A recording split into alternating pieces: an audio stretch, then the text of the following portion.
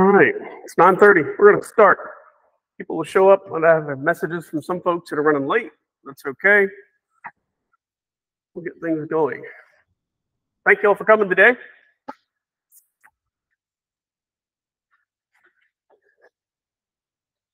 So let me ask, how long have you been in real estate? How many have been in real estate for, I don't know, 5 years or less? How long have you been in real estate?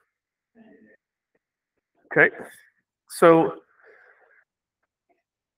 years ago, make me sound old, about 10, 12 years ago, back in 2010, 2012, we had a lot of folks that could not sell because they owed too much.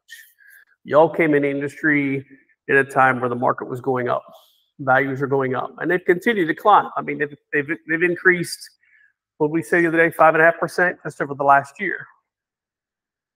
But what happened to like 2-3 years ago when COVID hit? What were buyers doing then? They were paying more, right? Offering a lot more.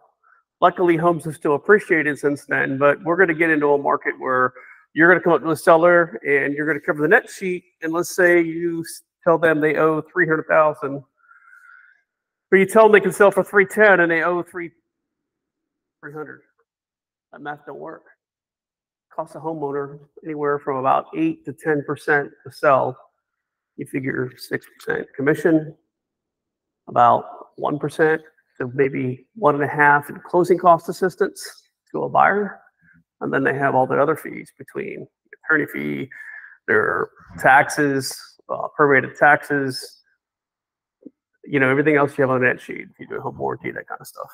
So you're looking somewhere between 8 to 10% for someone to sell. Handouts are right there. So if someone's thinking about selling and they tell you what they owe, you can run quick math in your head. You still want to go through the process because I got to sell.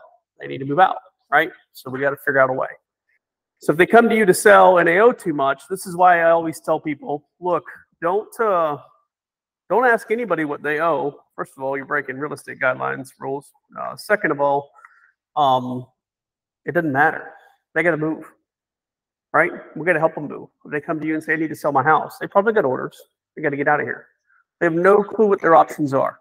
Y'all may be like, yeah, but it's easy. We just do this and this. That's because we do it every day. They don't know. So we're going to talk about the options. The first option is they can simply rent out the home, right? That's what everybody says. They just rent it out. Well, you need to make sure the numbers work, meaning what are your monthly payments? It's a $300,000 house. Let's say it's a 2,200 heated square foot house. Well, that 2,200 heated square foot house, they will need to, today's rent market is about $1 a square foot, so they'll probably be able to rent about $2,200 a month.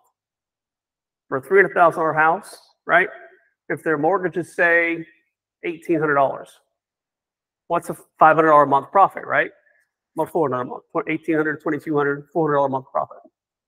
Property management charges 1%. Takes that down $220, right? Which puts it, hey, come on in. Handouts are right there. Welcome, welcome. Yep. Hey, how's it going? Good. How you doing? Welcome. Morning. Good drink of choice. I love it. Have a seat. We are recording live, by the way, so we have some folks online. I'm trying to figure this online recording thing out. Y'all know I've been working on it. This is a little microphone to make the sounds better. Otherwise, I do an echo. It gets out of my way sometimes, so I have it there just in case I need it. Yeah, we won't go there. So first of all, figure out the numbers work. Again, if they can rent for $2,200 and the mortgage is $1,800, all right, $400 is what they're going to make. Take $220 off of that, they're making $180 a month. Probably could work. But when the market shifts, right, because the values are probably going to go down. So in a year, do you think they're going to be able to sell? Probably not. So they have to take a lower rent. They're going to get to the point where they can't, right? Now, this scenario of $2,200 and $1,800, it would probably work just because they're making money. But let's say their monthly mortgage is $2,000 a month, right? And they're renting for $2,200 a month. Does that math work? No, they're losing 20 bucks a month. So those of you that aren't good in math, please run the numbers or come see me and we'll figure that out. Those of you that are good in math, like, yeah, this will work.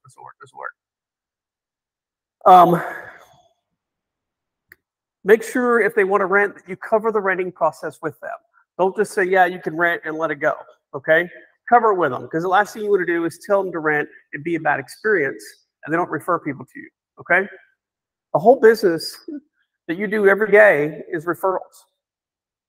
You don't want to refer someone to go rent and then have a bad experience. They're not going to want to give you any more business. They're not going to send you anybody else they know, right? It's not about them. It's about helping them, but it's also about everybody else they know. We want to help everybody else they know. So cover the rent process. What I mean by the rent process, we'll make sure they understand that, look, if you rent your house out today, right? Somebody moves in today, when they pay October 1 mortgage or October 1 rent, when your tenant pays October 1st rent, that is for your November mortgage. Why is that? Anybody know why? You get rent forward, you're getting mortgage back. Sure, but as a homeowner, I'm renting my house through a property management company. The tenant pays the property management company on the 1st of October, right? When does that property management company send it to me as a homeowner? 15th. I can't use it for my October mortgage, can I? That means it has to go for my November mortgage. So you need to explain that to folks because they don't know. They have no clue. They just think the tenant's going to pay me rent on October. My October mortgage is covered. No, it's actually for your next mortgage because you won't get it till the middle of the month. Again, they're going to get into it and they're going to be upset at you for recommending renting their house. And now they're a month behind the mortgage already. Just start out the gate. You got to make sure they understand that. Okay? Let's cover that process. I always ask them to set up a separate account for the property. Why is that? A little cheat sheet there.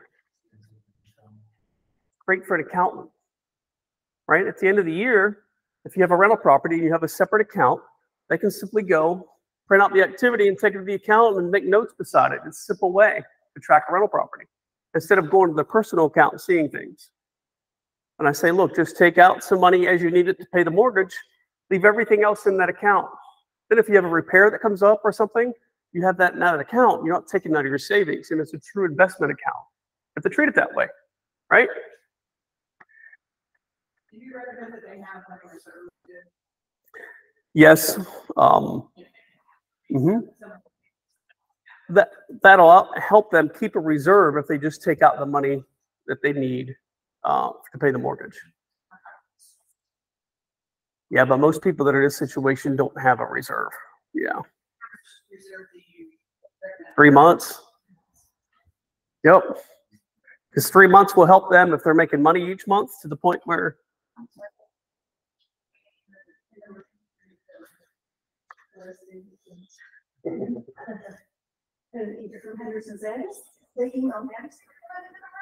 I don't know why it's not letting anybody in.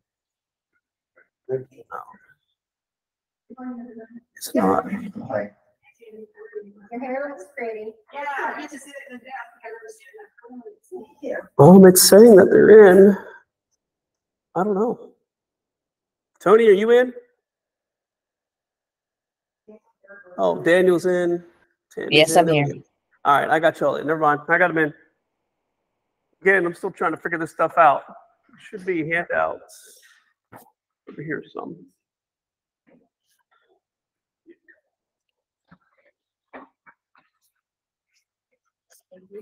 Yep. That's for the next one that comes in late. I also tell my homeowners when they're going to rent, please understand the home's not going to be in the same condition that it is now when you rent. So don't think you're going to come back next year and it's going to look great. Landscaping is going to be as pretty as you have it. It's not. You may get a tenant in there that's nice, that takes care of things, but it's probably not going to be the same. It's just not. Again, it's the mindset. You got to get them ready for it. They're going to be like, oh, I'm worried. What if someone comes and tears it up? Yeah, that happens. I see all the time on Facebook where tenants have tore the house up. You never see on Facebook, though, about all the good experiences. Anybody in here have rental properties? Anybody else? Yeah, We were done ours twice, totally when COVID, they were on, I don't know what the group they were on. but They had a bonfire in our carport, I mean, everything had to be ripped out, the doors were punched holes in them, How long have you been renting it? oh, a long time. How many times have you had issues? I would say 3. And how many years? Ooh, I've been married to Sheldon, 25, and he was running it before I arrived. So It's, that's 3 times in 25 years is not bad, and you probably had to update it anyway. I have several rental properties as well, and knock on wood, I haven't had that problem yet. But I've been very fortunate, lucky. So I've had to evict people, had those issues, but I've had that problem. And there's always going to be somebody, I don't care what rank they are, they're going to say, well, if we can get a staff and your officer in there, they're not going to tear the place up. Well, that's false, because it doesn't matter. Anybody ever go to a senior officer, major colonel's house for a listing appointment? You're like, holy shit. Everybody, anybody? I have. I've gone into an officer's house and walked through, and I'm like, wow. I remember when I was in, and all the field days and yeah, anyway. You'll be surprised the stuff you see. So that's renting. That's the first option. Second one, simple. Use money from savings. They can cover the difference that way. Most folks aren't going to have that kind of money because we live in a military town. Most people, they don't save a lot, right? Just don't. It's not just a military town, though. If you look, I think the last stats that I saw, it said most Americans live paycheck to paycheck. What was it? I think 65% of Americans live paycheck to paycheck or something like that. It's crazy, but been there, so I get it. They can use money from an investment property like a retirement, 401k, stocks. A lot of those, they can take it out without penalties if they're using it for a house. Otherwise, they're going to be paying taxes or penalties. So make sure they understand that. If they have a rental property, they can take some equity out of the rental property. They can do what's called a HELOC on a rental property. Anybody know what a HELOC is, right? Home equity line of credit. Now, there's 2 different types of home equity lines of credit. One is where they just take the lump sum out and then you just pay it back. The other one is where they take a line of credit out, meaning they don't actually just get the cash. They get like $40,000 or $50,000 to where they can take 20 out, pay it back, take 5 out, take 7 out, take 12 out, pay it back. And they can do that for 10 years if they like on that investment property. It's a great way to grow your rental portfolio, which we're going to talk about that. That's going to be another class that we have in a few weeks on rental properties. Maybe they have another investment they could take money out of, right? You have to ask these questions because they don't think about it. When you get in a situation where you sit down with a seller and you cover the numbers and they say, yeah, I owe 300, and you say you can only sell for 305, right? They don't want you to just walk away. You have to have solutions. You have to have ideas, suggestions. That's what this is. You have to bring things up. You have a 401k. Nope. Do you have any money in savings? Nope. Do you have any other investments? Nope. All right. Well, let's go down the list. How about family members, friends? Ask your family. How many have worked with a buyer where they got a gift letter from family, right? Same thing. You don't need any letters. You just need money from them. They need money from them, then they can pay it back. Simple as that. It's an option. They can take out a personal loan, and pay it back over time. I know First Citizens does personal lines of credit for up to $50,000. I've got them. I've used it for buying flips and that kind of stuff. It works well for that. Usually lasts for a couple of years, and you just pay it off. At least they get out of the house and don't have to worry about other things that could affect their credit, which we're going to talk about. But a lot of banks, if they have good relationships with them, will give them lines of credit like that, personal loan. Some of them will say, yes, we can do it. I just need to know how much you need. So when you get under contract, just get the closing attorney to give you a preliminary CD, and then that'll go to the bank, and then the bank can cut the check for that. And they just take it to the attorney and they sell their house. Now they just make payments on that. I've had that happen a lot of times. That's a very good way to sell if they can't do the other options, they don't want to rent. I'm all about rental properties. So if they can make passive income, let's go. But if the numbers are too close, then my next go-to, if they don't have the money, is a personal loan. They can sell car, other large value items. They can do what's called a loan assumption. So loan assumption would be a little tricky. Anybody ever do a loan assumption? So loan assumption, the way they do is the buyer comes and they'll pay whatever the loan is. Let's say that they're selling for $300,000 and the seller's owed $290. Well, no, let me change that math. Let's say they are selling for 300. The house on the market would sell for 300. They listed for 310 so they could clear, and they owe like 270, 275. So the buyer comes along and they take over the loan for 275, but then they have to bring cash for the difference, right? They don't just roll that into the loan. So it's going to be a buyer with cash that loves the house that wants to be able to buy it. Does that make sense? Now, there's times when you can get a second loan for that, for a loan assumption, meaning they take over the buyer's loan and then they get another loan for the difference. Some banks will let them do that, but it has to appraise. So if you're doing this option, it's probably not going to appraise because you're probably pricing it a little bit higher. The appeal for a buyer is a low interest rate. Low interest rate. They get in a house for a lower interest rate, keeps their payment low. They know they're going to build equity over time. Yeah, they're going to pay a little bit more for it, but they're going to be okay. They're okay because they're going to be for a long time. They're just more worried about the low interest rate. They're not worried about paying a little more. They're more worried about the low interest rate. Does that make sense?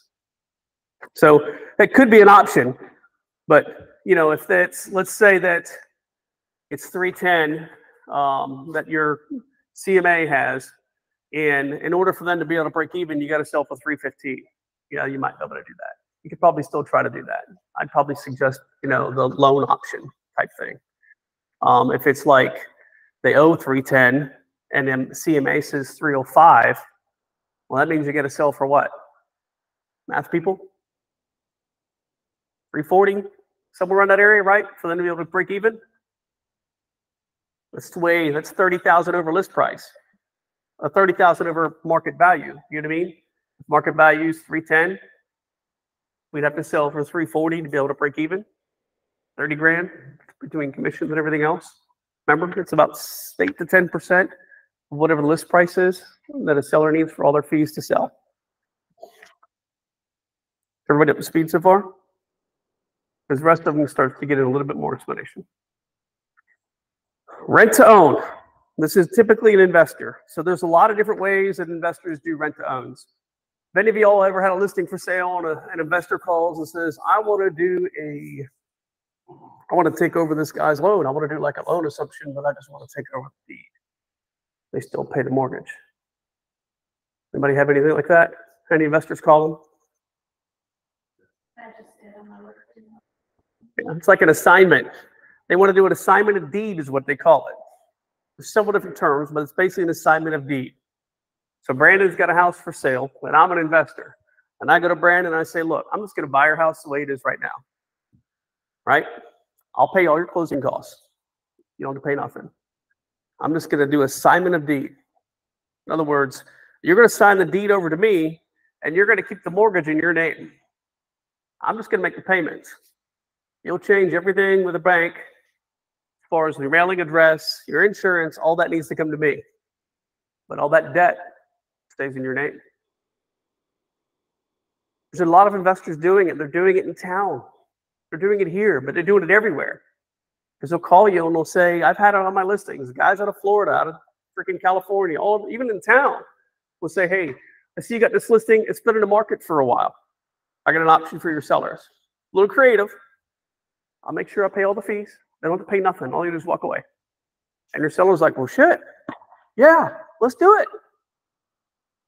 Let's do it. Is that a good idea? No, it ain't a good idea. Because the loan stays in the seller's name. We'll get there. Loan stays in the seller's name, right? And the seller, all they're doing is signing the deed over. Everybody see those billboards that I'll buy your house for cash? Okay, there's one out of Raleigh. Since we're being recorded, I won't say their name, but they're out of Raleigh. And I know they did it because I had the seller call me after he had done it. What he had done is he went to the homeowner and said, I'll buy your house for cash. I'll give you $5,000 and pay all your fees. And they're like, yeah, I'm moving. I need the money. Yeah, let's do it. They did it. They signed the deed over. It was like a one-page thing. The attorney drafted it. They signed it over. Went to the courthouse. The name on the deed changed to the new owner, which was obviously an LLC. The loan stayed in the seller's name. They went and spent all the money, and they called me, and they said, hey, remember me? You sold me your house years ago? I was like, yeah, good to sell it. He's like, well, we actually got in a situation we need some help with. I had him send me all the documents. I looked it over, took it to the attorney. They looked it over. And I said, you're SOL, dude. I said, first of all, has it been recorded? Well, we had the document they sent over we had to sign. All right. What'd you do with the money? You still have the money. Did you get the money? Oh, yeah, it's gone. You're done. You're done. If you spent the money, you're done. Unless you can get the money back. Can you get the money back? No, because it wasn't recorded. We were trying to save it, right? But the money's gone. He has no way to get the money back.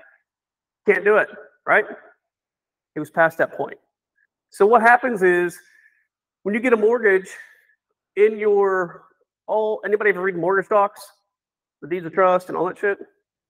I did years ago. I told you I'm a geek. I read all this stuff because I like to know that stuff. Well, in it is a clause that says if you transfer the deed name, the attorney has to approve it, or the mortgage company has to approve it. If they don't, you are in default of the mortgage. So if the bank would ever check the tax record and see that ownership changed hands, they could do what's called on-demand clause, meaning you broke the mortgage, you need to pay the full mortgage now. And who does that fall on? Brandon, because he's the owner. According to the bank, he's the one that took the loan out with the lien against the property, right? So it falls on him. Whose credit is it going to hit? His. So when he sends all his information over to the investor, that's supposed to be making payments, supposed to be keeping the insurance up, everything else, because they're just renting the house out. All they're doing is to make money from rent. They use it for a tax write-off or whatever else. For Brandon, if he goes to buy anything else, that still shows up on his credit.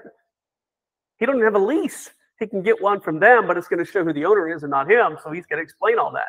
So now it shows up on his debt to income still too, doesn't it? Right? You need to make sure you explain all that to a seller. Because when we get in a time, whenever you have a house in the market for a little bit and the sellers get an offer like that, they're going to be like, yeah, I don't have to pay anything and I make $5,000? Looks appealing, doesn't it? I mean, to a homeowner that has no clue how it's going to affect me, it's a big deal.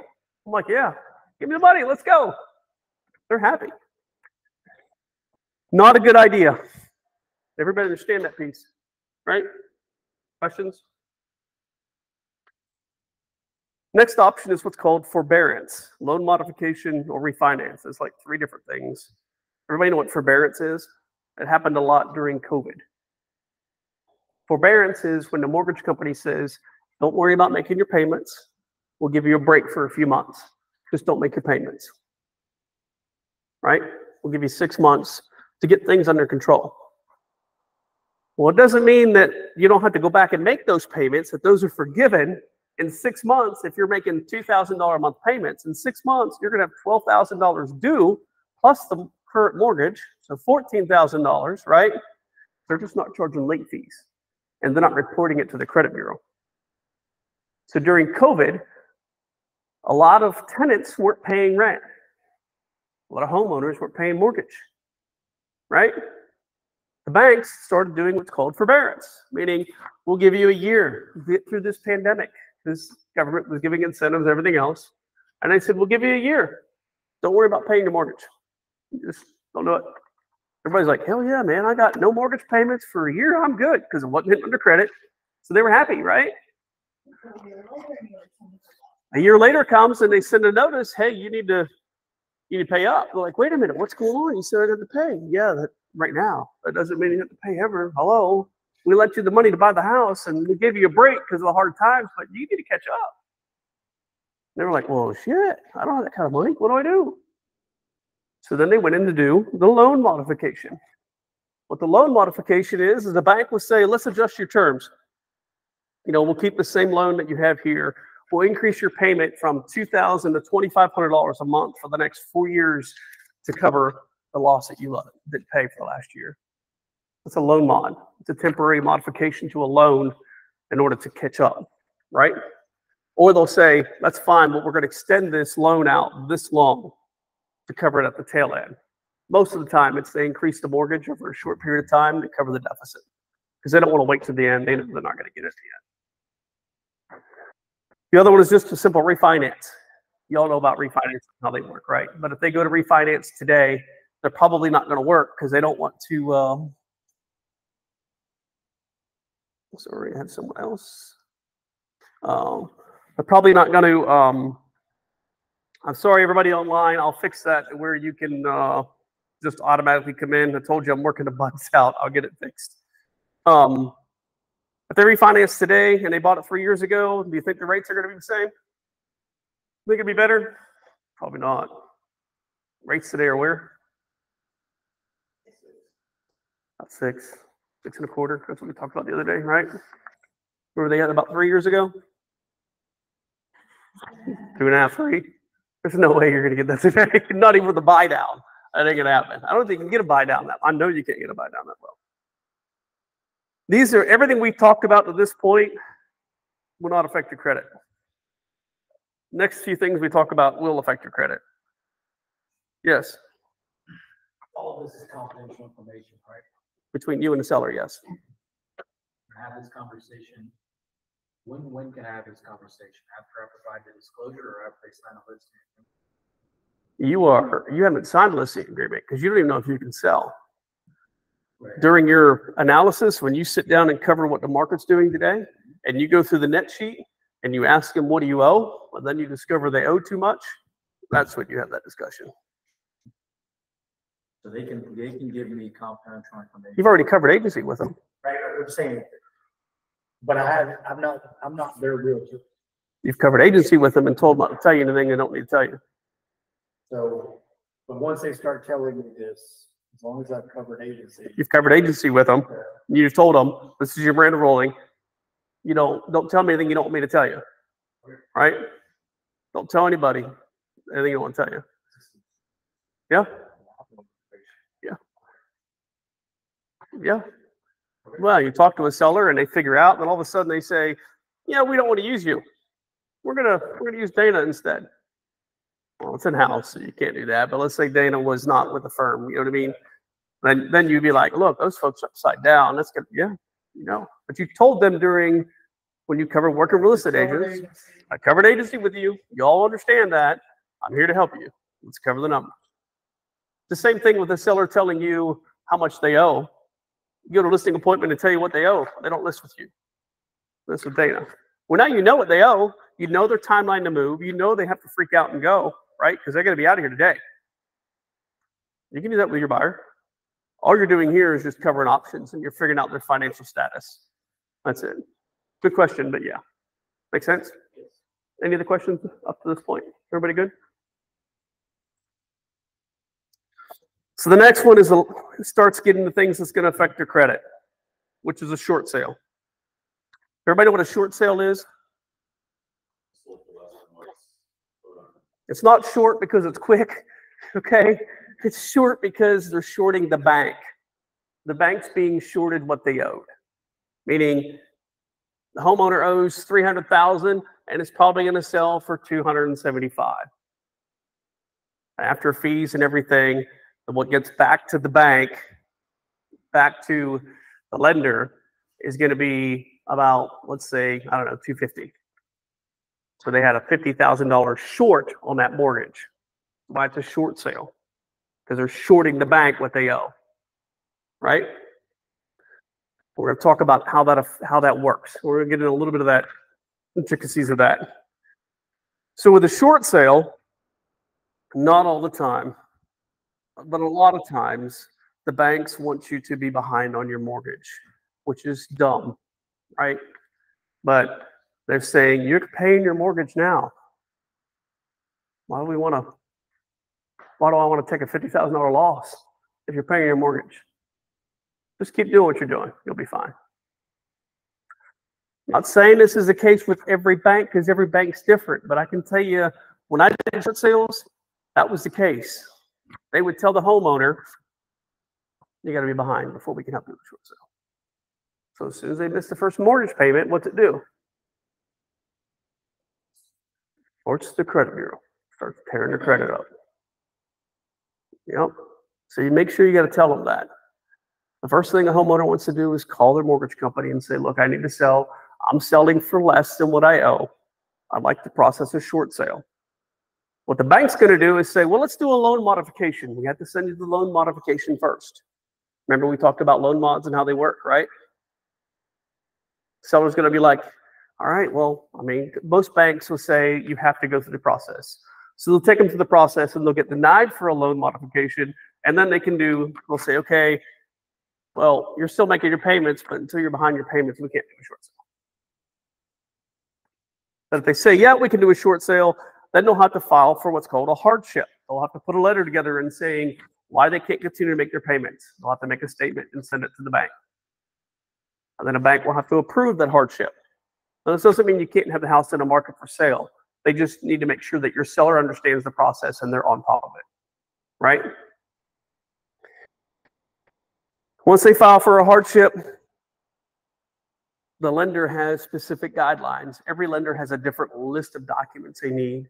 Mainly, it's going to be 2 years of tax returns, copies of bank statements. They're going to need a copy of the offer to purchase, a copy of the CD, closing disclosure from when you get the offer, probably maybe even the listing agreement. They need everything, right? The bank will have a list of everything that you need. But every bank is a little bit different, so make sure you get it. Banks won't really process a whole lot until you get an offer. Meaning they're going to say, yes, we approve your hardship, but they didn't approve the short sale because they can't until they get the numbers. For a short sale, a bank will typically take anywhere from 70 to 80% of whatever the market value is. So if you have a house that's going to go for a short sale and you're listing it as a short sale, if it'll sell for $300,000 today, you're not listing it for $300,000, right? You've educated the buyer. We have other things we're going to talk about you need to educate them for. But you're going to list it for probably $275,000. What's 30%? What's 20%? What's 30% or 20% of $300,000? 60, which means the bank will take $240,000, right? It's 80% of value. If we sell at $275,000 after sale fees, they're going to make more than $240,000. We're in with our realm, right? This is where you need to know the math. If you understand the math, you can help them. If you put it at $275,000 and a $300,000 typical price, do you think it's going to sell quick? Probably. You're going to get a lot of interest, aren't you? But you're also using it to generate leads and generate business for you because it's going to take a long time to get a short sale. T just did one. He just did one over in Cherrywoods, actually. I think it just closed the other day. And I was explained to him and I coached him through it that it was going to take a long time. And it actually didn't take that long at all, which means the banks aren't busy. they're slow. So they're going to thank you that bottom price. No, they never give you a bottom price. Nope. Never. They don't just say, yeah, this is short sales approved. Make sure we can clear this. No, they don't do that. Never do that. They'll just say the hardship's approved. The next thing we need is this, which is offer to purchase, preliminary CD from the attorney so they can see all that. And when you get the offer, you send it to the bank, they review it, they come back and they say, your short sale's approved, you have to close within 30 days. The bank makes no repairs, okay? Cannot be any repairs done. They're not gonna do any repairs. They don't care about repairs. If you have a house that needs repairs, you need to make sure the homeowner knows that. You also need to make sure that the buyer knows that. This is a short sale. As is. I mean, all North Carolina contracts are written as is anyway, but this is a true as is, meaning the sellers, I don't care if the buyer does inspections, it comes back and says the septic tank's failing. The bank doesn't care. They don't care. They're not going to give any concessions for anything. They don't care. Is there ways around that? Sure. Put it in the offer, right? When you send the net sheet, when you send the preliminary CD, have it on there because they're going to approve it all. They have guidelines for different things, like commissions have to be, you can't have a commission of 7% where you're getting 5 and a buyer just getting 2.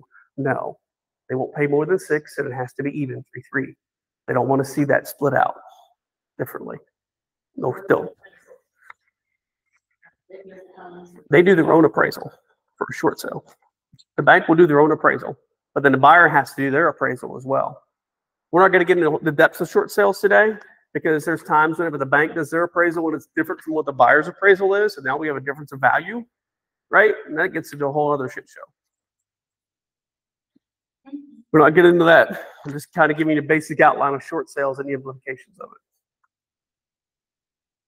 The biggest thing with a short sale is that the sellers need to know if they have a VA loan, because the majority of homes in this county are VA, that, sorry for y'all online, let me scroll you down quick. There we go. There you go. Sorry. Again, the handout is in the chat in that box, and also if you should be able to download it online. So if the seller has a VA loan, this is going to affect the VA eligibility. That won't go away. The debt won't go away. So when a buyer buys a house and they use a VA loan, the VA backs the loan, right? They insure the loan, right?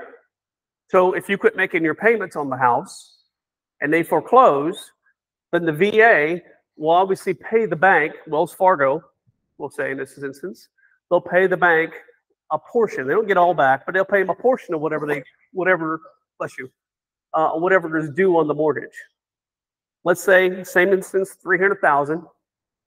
They foreclose and they only get back $250,000 of the money. There's a $50,000 deficit, right? Your VA eligibility is still tied up. It doesn't relinquish that. The 50. No, yep, hold on. So the $50,000 balance is what's tying it up. What shows as being used on his eligibility is that whole $300,000. So if he goes to buy somewhere else, right?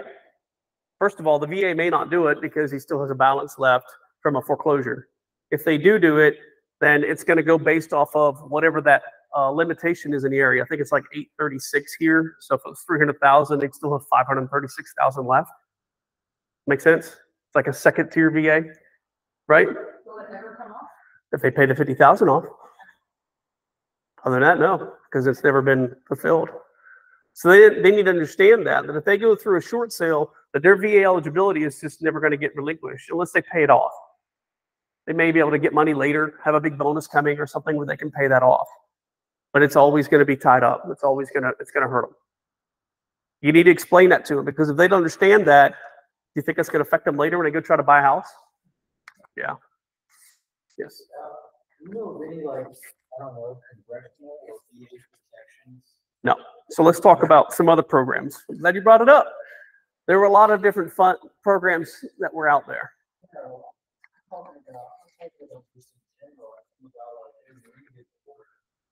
Doesn't matter. Right, and like that puts them into a short sale situation. Yep. Doesn't matter. There's nothing out there. There used to be an NC Assistant Fund. There used to be a HARP program, which is Home Affordable Refinance Program. There used to be a HAMP program, which is a Home Affordable Modification Program. All those are gone. A lot of those were either they lost money, they went away around 2016. Doesn't mean that there's not going to be more come back. If we get back into a recession where homeowners are having to do more foreclosures and more short sales, but right now, those government programs aren't out there. And in fact, if you go to the HARP program right now, it says it's still out there. Actually, no, it's the NC, North Carolina has an assistance fund. And if you go to the website, it says we're out of money, basically at the top. It says if you have an application, you may still be able to if we get other funds, but right now, we're not even taking applications for anything else. No. North Carolina Assistance Fund. They had an assistance fund for folks. That's a different thing. Yeah. But no, I'm glad you brought it up. There aren't any programs like that. Crazy, you would think. That can give you orders. Yep. for your occupational field. In 2 years, and you just yeah. Yep. Yep. Welcome to the military. The only difference for the short sale is they get out of that debt, right? They don't have the mortgage payment, and it helps them with not being foreclosed. That's the big thing. A foreclosure is going to stay on their credit a lot longer. It's going to hurt them more. Why is it going to hurt them more? Huge default. But it takes a long time for them to process a foreclosure, right? In order to process a foreclosure, while they're processing it, you're still getting hit with late fees every month.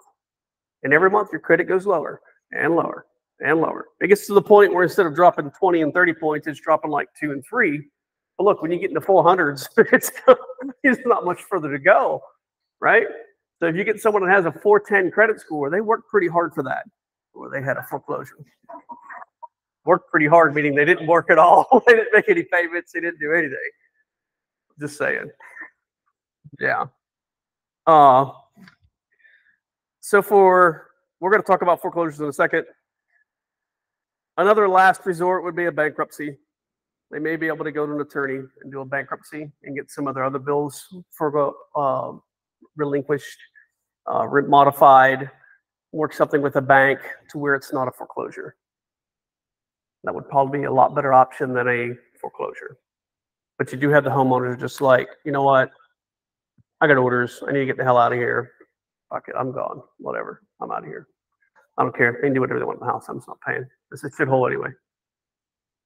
I've had them tell me that. Shithole anyway. I don't care. I hate the house. I didn't want to buy it. She bought it. I didn't care. I'm out of here. So bankruptcy maybe. If they do, look, any of these short sales, anything from last resort on, you need to make sure that you tell them to consult with an attorney and their tax advisor, right? Because you can tell them all about this and how it's going to affect them, but they need to talk to a professional. Remember in your agency docs, it talks about that. Whenever they sign agency docs, there's a paragraph in there that says, I'm not a professional when it comes to these fields. However, my advice is just my advice. If you want professional advice in these fields, please make sure you go to, right? Foreclosure. Last resort would be a foreclosure. So if a seller is just like, you know what, I don't want to short sale. I don't want to deal with all this. I'm not going to do it. I'm out. I'm going to bounce. I'm out of here. I don't care. I'll just do a foreclosure. You can still give them advice on that. Meaning when they get the foreclosure notices or call the bank after they're behind for a few months and say, look, I know you're foreclosing. I just want to do a deed in lieu. Right? There are banks that'll do cash for keys. Meaning they'll pay you just for you to sign the deed over. At least they'll get a little bit of money out of it. I mean, it's a shitty situation all around, right? But you need to be aware because obviously values aren't going to keep going up. At some point, they're going to plateau, and you need to know how to handle this. That's what today's all about. So if it gets to the point where they don't want to do any of these things, look, we had what? 9 other options up there before you even get to the point where it's going to affect their credit. So if they don't want to do any of those, it's on them at this point. I mean, we're here to help. And we'll help you with the short sale. We'll give you advice for bankruptcy. And then we'll give you advice if you have to do a foreclosure. We don't want anybody to do a foreclosure. But if you do a deed in lieu or cash for keys. Right? Call the bank and say, look, I can't make the payments no more. I know you're foreclosing. There's a date set. I'll just sign it over. What can you do for me? A lot of times they'll give them some money so they can get out, be able to do a transition. They call it a moving expense. Yeah. I did foreclosures a few years back. I did listings with foreclosures. And you get the notice that, hey, this house is in foreclosure. Go see if anybody's living there.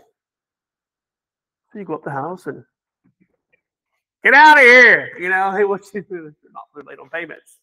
And so you go and you see, and then you coordinate with the sheriff to get the keys out. But a lot of times if you go and you knock and somebody's there, sometimes they In today's world, they have somebody else go and do that. They have a third party that does that. And they'll go knock on the door. Are you the owner or are you the tenant? Is what they ask. If they say, I'm the owner, okay, you're going to hear from the bank. The bank wants you to get out of here. You haven't been making your payments. They're going to send you a package to get out of here. If it's a tenant, a lot of times, instead of doing an eviction, they're just going to give them cash to get out. They want them to get out. So the tenant for just doesn't want to do any of that, then they'll go through with the sheriff and make them leave. They'll do an eviction.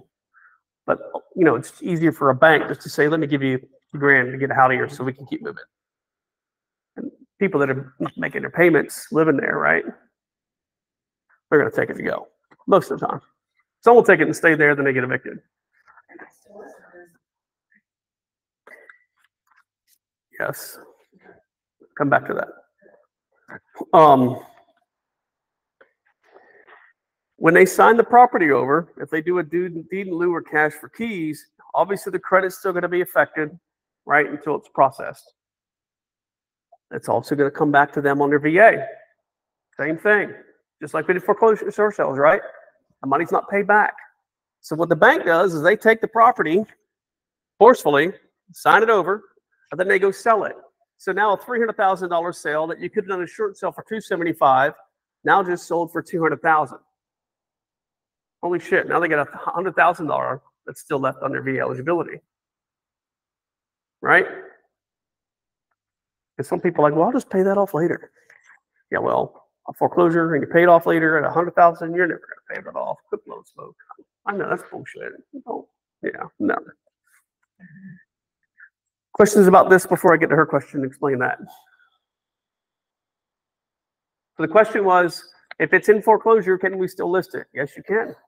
You just need to know what the foreclosure date, what the courthouse sale date is. So what will happen is, when the people get behind, the bank starts sending them notices. If it's a VA foreclosure, it's a VA loan, the banks have to go through a lot longer process. That's why a deed in lieu is a little bit more attractive to a bank than it is other types of loans. With a VA, they have to see if the veteran is still stateside, not deployed. There are government regulations in place to where you can't foreclose on a veteran's home if they're deployed, right? Doesn't mean they can't still hit up for late payments, but they can't take the house from the guy if he's serving a country overseas and just had orders to get out of here. So there are things in place for that. However, when a bank goes to foreclose, they have to go ahead and try to figure out where the homeowner is. Because they're sending things off and they're not getting any response. Because most of the time, homeowners don't respond. They see the mail, they're embarrassed, they don't want to respond, they don't want to talk to the bank, they know they're behind. Who doesn't know they're behind, right? They know they haven't paid their bills. They know. If they don't know, well, shame on them. So the bank has to try to find them, which takes a long process because I don't know the timelines, but there are timelines that they have to give notice, public notice in the paper, try to reach them, try to figure out how to get a hold of them. And if they can't do it within a certain timeline, then they can start the foreclosure process, right? I think it's 6 months.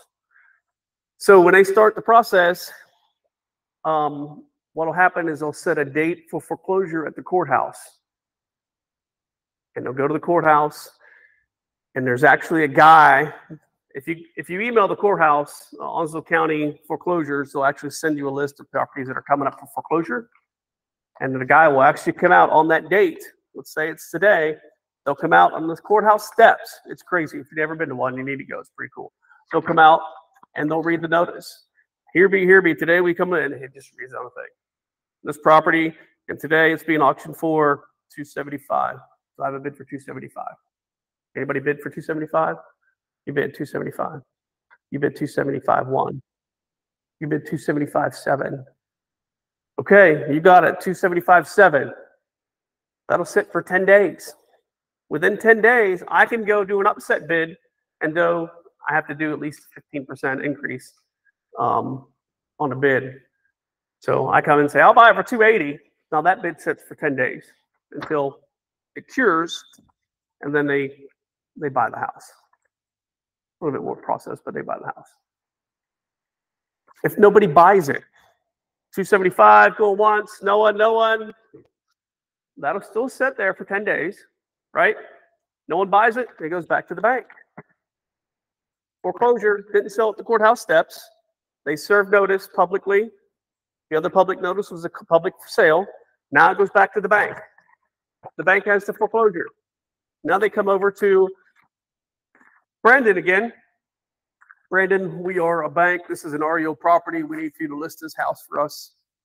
And he already gone through the vetting process for all that. And now he puts it on the market as a foreclosure to go in the MLS. See how long this process is and how it can detriment the seller's credit? Holy shit, this is a long time, right? Not just to get to the point where it's the courthouse steps, but now it goes back to the bank. The bank, it goes to him. He does his evaluation, figures out what the price is, goes out to put notices, because he has a process to do. He's going to go out and put notices on the doors and the windows of the property, get with a property preservation company about the lockbox and access, and then he finally goes live. And that's if no one's in the house. Remember the eviction process? So a homeowner, if they choose the foreclosure option, it's going to take a lot longer. I went down a rabbit hole with that.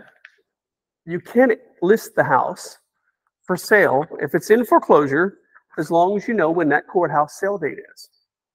Because usually the courthouse sale date is when that deed transfers over to the buyer, to the seller. I mean, to the bank. Sorry, to the bank. Yeah. There's a lot of times when that property is at the courthouse steps for sale, it's still in a homeowner's name.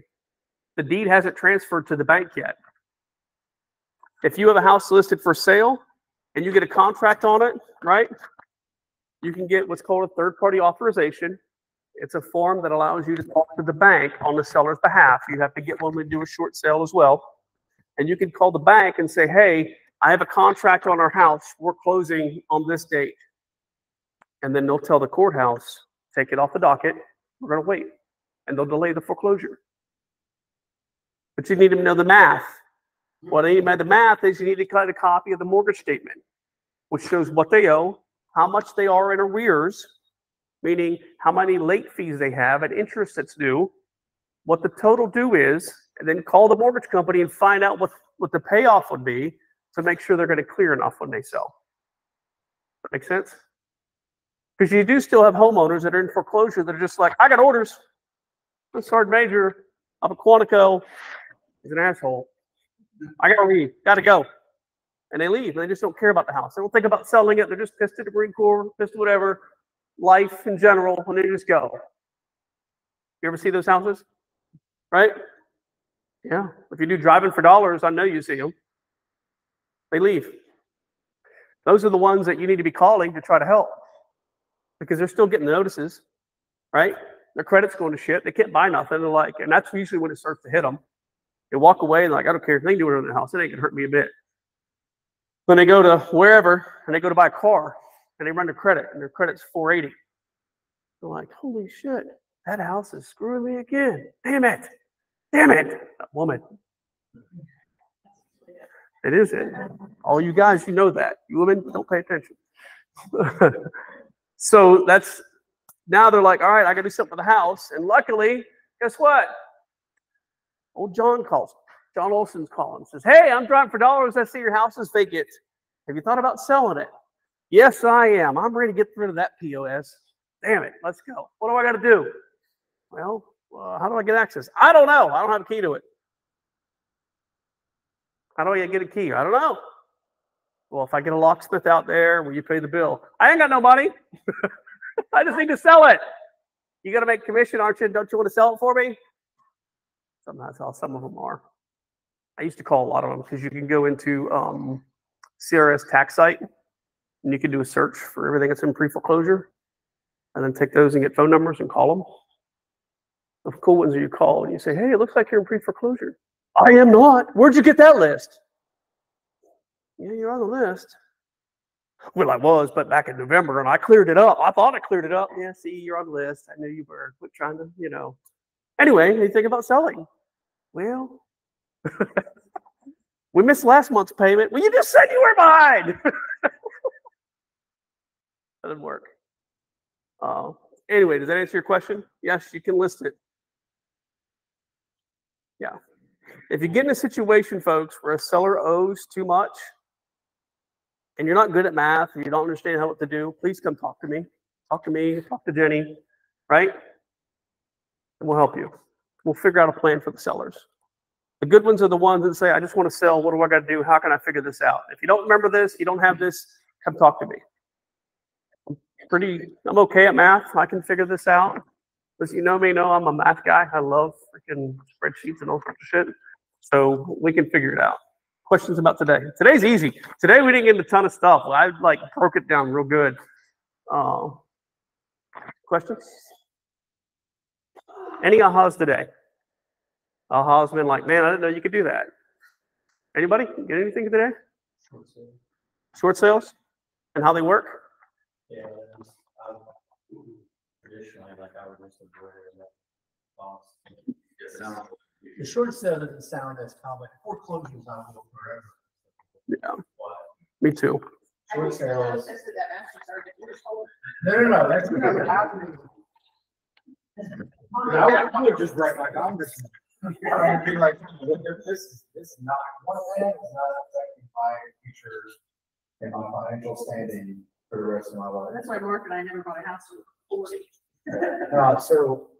But yeah, short sales I think are something that because I have one right now that it's not going to be a short sale, but the next sheet's like, yeah, man, you're gonna make $1,200.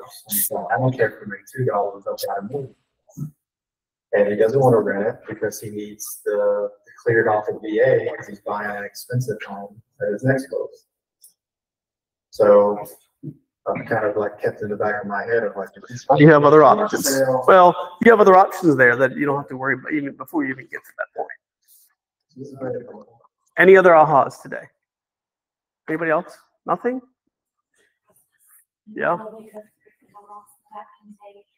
Can you tell them to how they go about getting the date next contributions?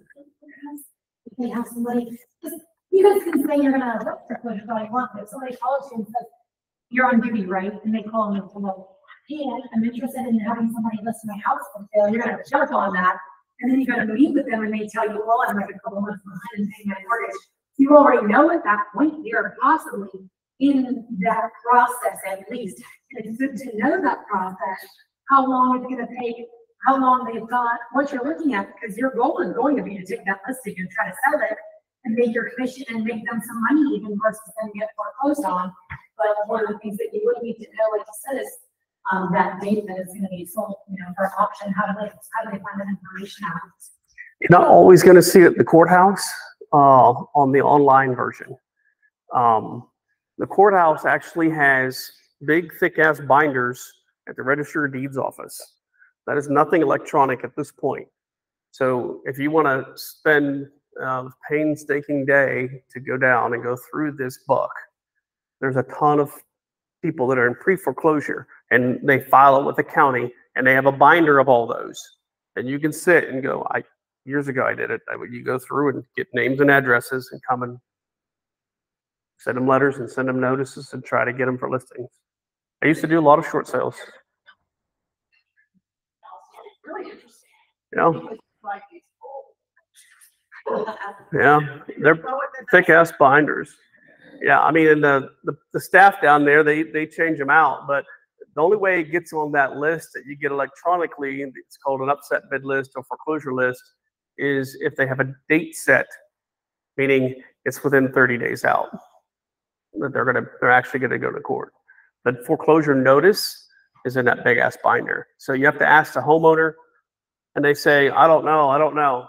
Do you have a recent letter from the bank? Because that letter is probably going to be like a thick envelope of shit that says you're in pre-foreclosure. Please let us know, or we're going to sell your house on this date. You can call the courthouse and ask for a special proceeding. If you look up the number of special proceedings at the courthouse, you may be able to call them and ask if that particular property, if there's one specifically you're interested in, if they have it. The other way would be to get a hold of the. So when the bank does a foreclosure, it's not the bank themselves handling it. They get the person, it's like a trustee that's handling the foreclosure process. It's an attorney. So it's not the bank, it's an attorney handling the process. Usually they're out of Charlotte from here, somewhere out of Raleigh and Wilmington. And if you figure out who that is and you can get a hold of that attorney, That's probably going to be a quicker version than trying to get a hold of the bank. But if you get a hold of the attorney is going to have to also reach out to the bank.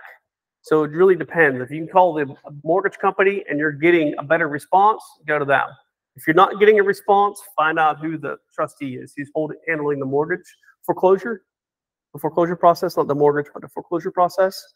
Find out who that is, and you can see that on the letters that they get because it'll say who the attorney is, right? And you just Google and find them and call them. And if you find out who these foreclosure companies are, those attorneys actually have lists of properties in foreclosure too. Some of them have dates, some of them don't, and that's before it even gets to the county. So there's a lot of ways to figure it out, but it's a lot of work. Most people don't like the work. Yeah. I'm scared you're gonna be telling us what I'm living. They say foreclosure, I'm like, I got some. Any questions online?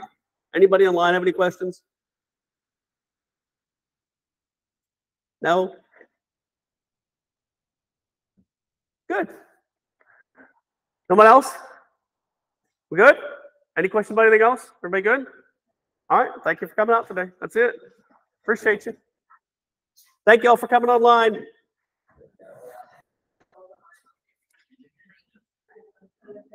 Some of my pizza on my house.